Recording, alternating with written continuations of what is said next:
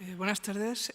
Generalmente, cuando suelo hablar con coleccionistas o con aficionados al azulejo valenciano, siempre encuentro una cuestión común en todos ellos. Normalmente me suelen decir, cuando enseño alguna pieza, sobre todo del siglo XIX, que esa pieza no entra dentro de su colección, no entra dentro de sus estándares de valor para poderla adquirir. Por contra, los azulejos del siglo XVIII sí que son muy apreciados frente a los azulejos del siglo XIX. Este tema, que para un coleccionista en un momento dado es un criterio, para mí me ha hecho pensar el por qué está tan denostada la pintura del siglo XIX valenciano. Me refiero a la pintura sobre azulejo. En un momento dado, en cuanto pregunto, estas personas siempre me dicen: es que está demasiado bien pintada, está demasiado bien hecha. Entonces busco un poco el criterio de qué significa que está bien pintado o que está bien hecho en el entorno de una técnica cerámica. Generalmente, la pintura sobre azulejos del siglo XIX, todos sabemos que parte de los grabados. La industria del grabado en esa época en Valencia es de muy buena calidad, tiene artistas y artesanos con una potencia muy grande y son todos de Valencia. Sin embargo, si nos fijamos, aquí tenemos tres muestras de la misma posible imagen, en la que, si nos fijamos en el grabado, también deberíamos fijarnos en la imagen original. Siempre hablamos de que la pintura sobre el azulejo parte de un grabado. Siempre decimos que copian el grabado. Yo por lo que estoy es por observar este tipo de pinturas desde otro criterio, desde el criterio en el que el pintor de azulejos no copia, simplemente es coetáneo de una industria que ocurre en Valencia a lo largo del siglo XIX. Entonces, si desde ese punto de vista podemos apreciar este tipo de pinturas, nos acercaremos a los pintores que en un momento dado, como Vicente López Portaña, crea a finales del siglo XVIII y principios del XIX. Vicente López tiene una época en la que deja de ser pintor de la corte, pintor culto, pintor apreciado, y se va a Valencia y se dedica durante aproximadamente unos 20 años, entre 1795 y 1812, se dedica a dibujar. Estos dibujos son dibujos hechos a lápiz y a tinta. ¿Qué ocurre? Es muy difícil conservar esos dibujos, están en colecciones o en fondos de museos, y sí que conservamos los grabados. Estos grabados sí que son fáciles de identificar referente a los azulejos valencianos. Pero si nos fijamos en la calidad de los dibujos originales, he elegido aquí tres imágenes que son similares y que pretendo decir que no son copia una de la otra, sino simplemente son producto de una creación coetánea, cada uno con su propia gramática y que no es comparable. Entonces, intento un poco buscar el sustituir esos valores de esto está bien o esto está mal. Entre otras cosas porque si vemos el grabado en el centro, el dibujo es de Vicente López. El dibujo original no lo puedo encontrar, simplemente he cogido una parte de la Santa Cena, como ahora veremos. Vemos cómo cada uno tiene su gramática y su técnica aplicada. El que es pintor de óleo aplica sus pinceles de una manera determinada, el que es grabador aplica el sistema de líneas de una manera determinada, y el que es ceramista aplica el sistema que él conoce con los pinceles y con las pinturas. Entonces, creo que está muy denostada esa técnica cerámica sobre azulejo, que también es cerámica, no es la cerámica de la que hemos estado hablando hasta ahora. Los pintores, en este siglo, los pintores ya son formados en las academias, pero además se conserva el oficio. Entonces, la mezcla de este oficio y de esa técnica aprendida en la academia crea unas maravillosas obras que creo que están por reivindicar.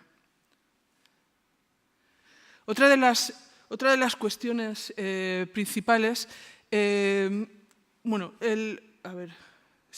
esto me refería a la diapositiva de antes. He cogido una parte del dibujo de la pintura de Vicente López, el grabado que se crea se hace un apostolado, y de ahí se consigue la imagen para el panel de San Pablo. Son son encargos que en un momento dado eligen esas figuras, esos repertorios que los grabados dan. Pero los grabados siguen absolutamente los dibujos originales. Como vemos, por ejemplo, si nos fijamos en lo que estoy diciendo, lo que es el grabado de la cara de San Pablo sigue unas líneas, un plumeado en el que para dar los rasgos y para dar la luz, las líneas se juntan para dar las sombras o se quitan sin más para dar la luz. Podemos observar cómo el pintor cerámico hace exactamente lo mismo, pero con los pinceles y con los óxidos que mantiene. Si nos damos cuenta, tiene las mismas líneas colocadas en el mismo sitio para sombrear. Es muy similar uno al otro. Sin embargo, si el pintor de azulejos copiara exactamente al grabador, esas líneas no saldrían con tanta soltura. Si seguimos el criterio clásico de comparación, diríamos, no, está mucho mejor conseguida la imagen del grabado que la imagen del azulejo.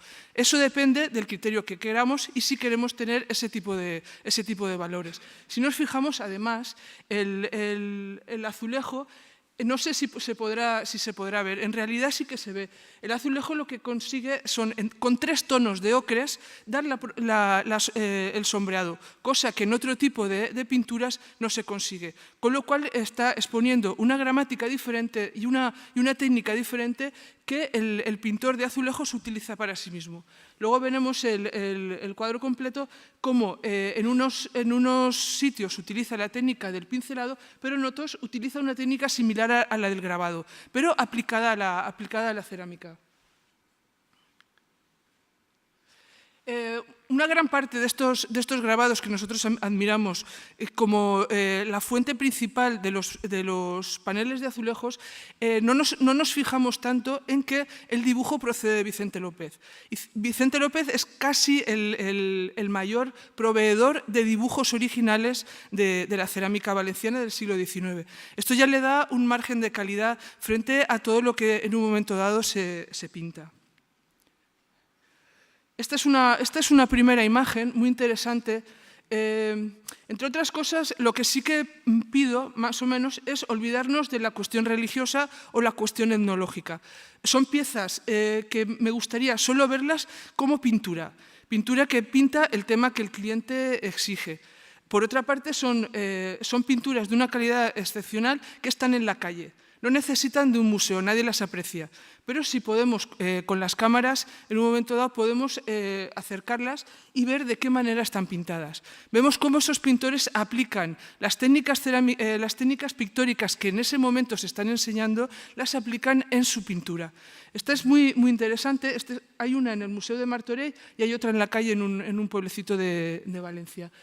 Vemos el grabado del que parte, el dibujo es original de Vicente López también, y vemos cómo utiliza el sistema de la espiral áurea y las medidas de oro.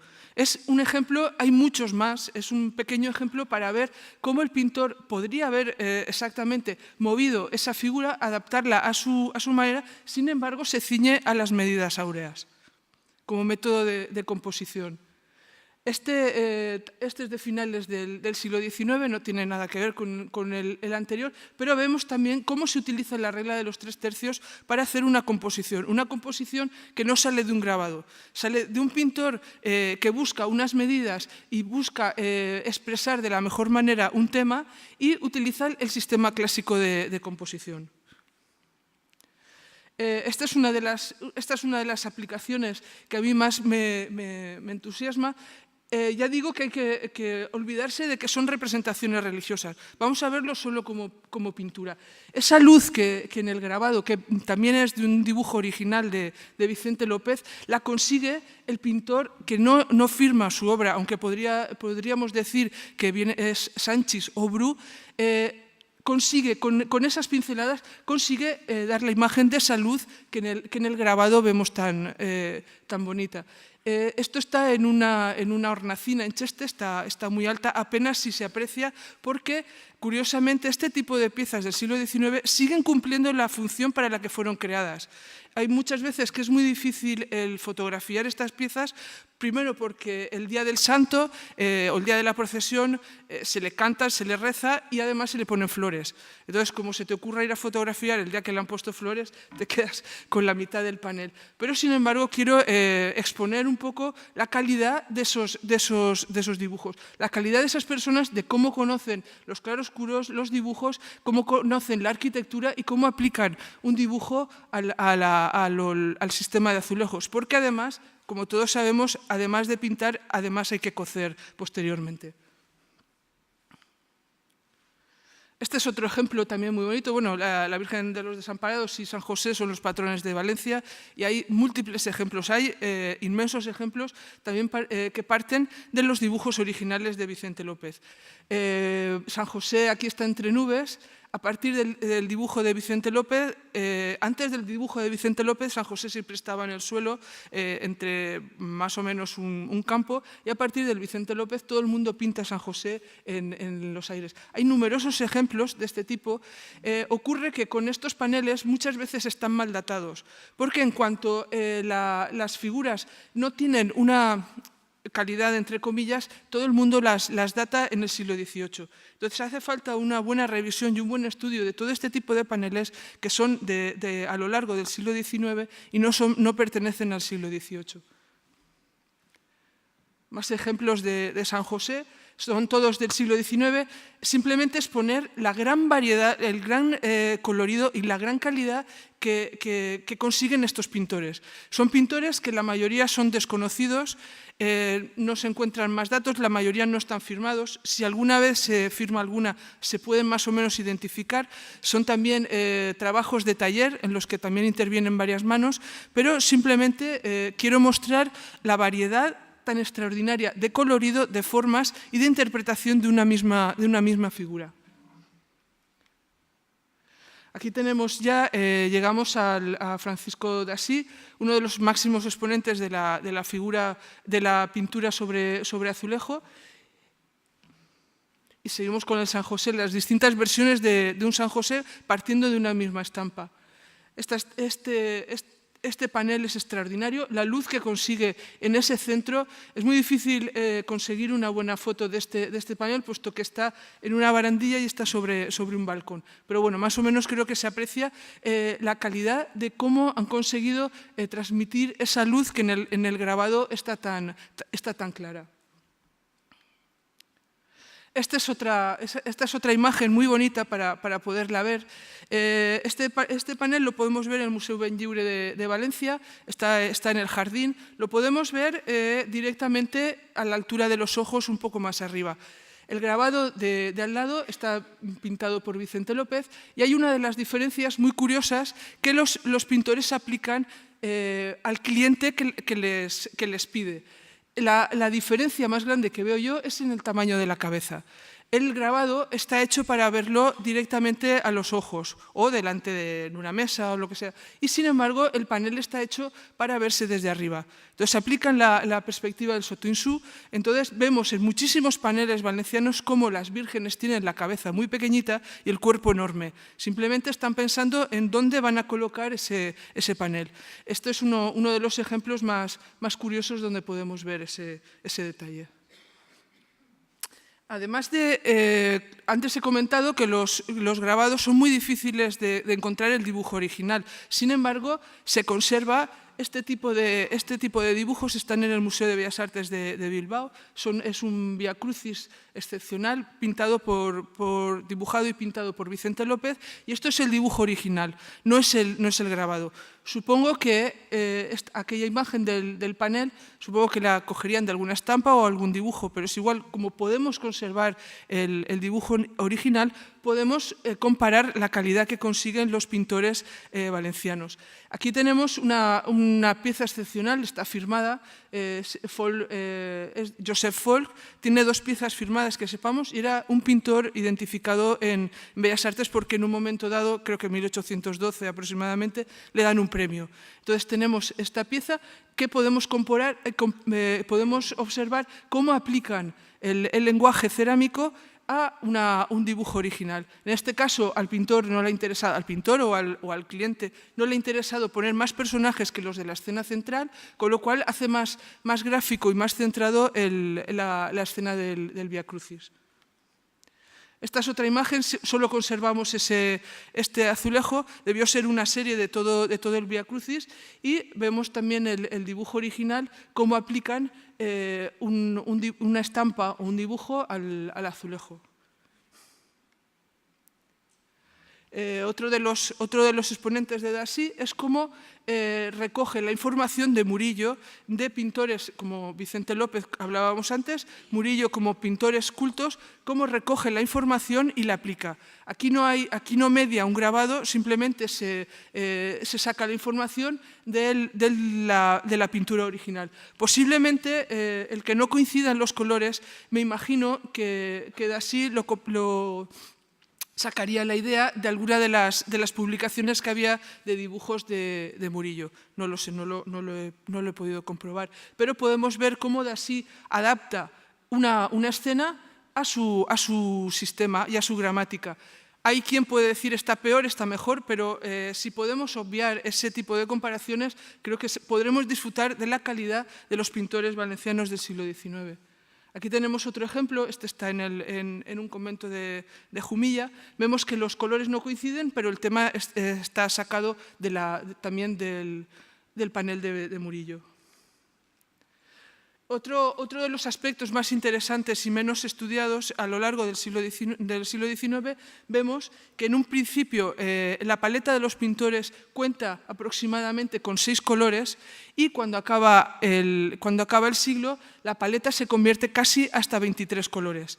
Esto cuesta un esfuerzo inmenso a las fábricas, que en un momento dado superan crisis, superan guerras y superan una serie de problemas, y el conseguir en colores que tienen que ser cocidos sobre un esmalte, conseguir 23 matices, creo que es un alarde que en pocas creaciones se puede apreciar. Ya acabo. Muchas gracias. Simplemente esto es una muestra de las caras que a lo largo del siglo XIX los pintores han ido consiguiendo. Podemos ver con unos matices y con otros, pero la variedad y la calidad creo que es apreciable. Muchas gracias.